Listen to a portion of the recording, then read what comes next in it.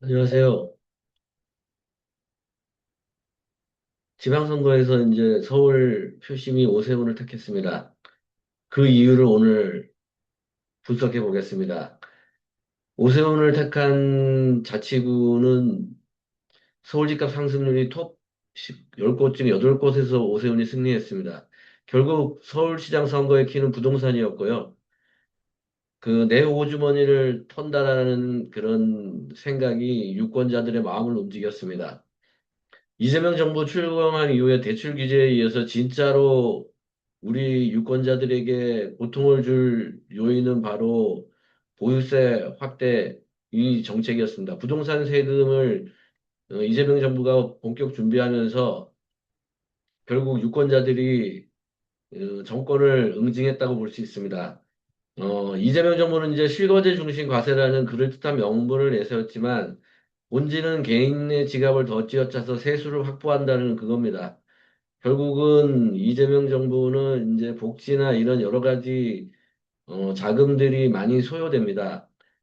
그래서 뭐 이렇게 증세가 필요한 상황이고요.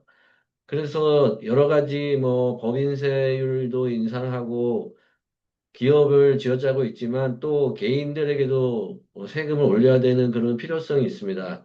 그래서 이제 부동산 쪽으로 가장 손쉽게 이제 접근할 수 있는 방법인데요.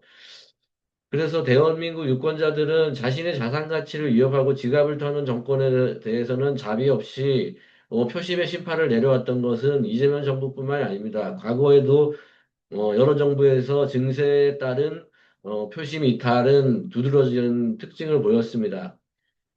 그리고 이번 선거에서도 집값 폭등 탑 10 중 8곳이 오세훈 시장을 선택했고요.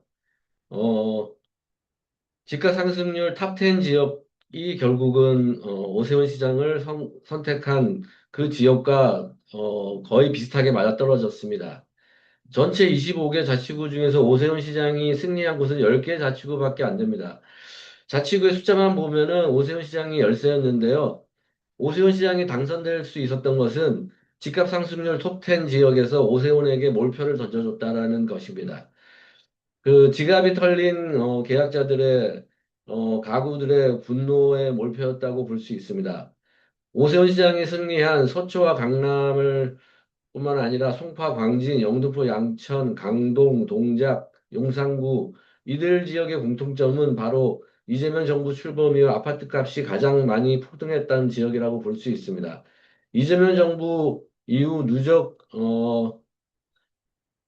집값 상승률을 보면 성동 20% 이상 상승했고요. 송파 16%, 마포 15, 광진 15, 영등포 14, 양천 14%, 강동 13%등 굉장히 가파르게 상승했습니다. 집값이 무섭게 뛰니까 주거 불안정성은 극에 달했고요. 정부의 부동산 규제 피로감도 굉장히 높아졌습니다. 그래서 구청장 선거 역시 국민의 힘이 승리한 8곳 중 6곳이 이 집값 상승 탑 10 지역이었습니다. 또 지방선거 이후 이재명 정부는 보유세 개편을 준비하고 있는데요. 이런 것들이 결국 유권자 표심을 자극했습니다.